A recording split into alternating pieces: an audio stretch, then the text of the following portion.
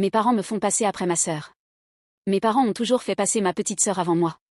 Ce n'était jamais assumé clairement, mais je l'ai compris très tôt, à force de petits détails accumulés au fil des années. Ce jour-là, j'avais pris mon courage à deux mains pour leur demander de l'argent, car j'en avais vraiment besoin. Dès que j'ai posé la question, j'ai senti un malaise s'installer. Les regards se sont fuyants, personne n'osait répondre. Ma sœur a fini par prendre la parole. D'un ton presque banal, elle a dit. J'ai utilisé l'argent de ton épargne pour mon permis et pour préparer mes études. Elle a ajouté un désolé maladroit face à mon regard glacial, comme si ce simple mot pouvait réparer ce qu'elle venait d'avouer. Mes parents ont aussitôt justifié son geste. Ils ont expliqué que c'était important pour ma petite sœur de préparer son avenir, qu'ils pensaient que je n'avais plus vraiment besoin de cet argent. Je n'ai rien répondu. Je me suis levée et j'ai quitté la pièce en silence.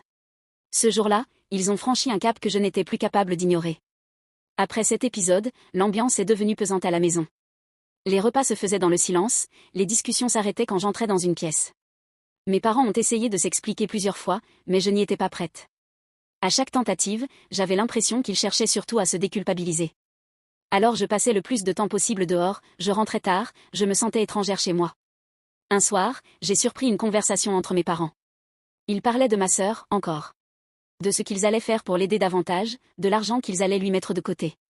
À aucun moment ils ne se sont demandé comment j'allais, ni ce que je ressentais. À cet instant, j'ai compris que rien ne changerait.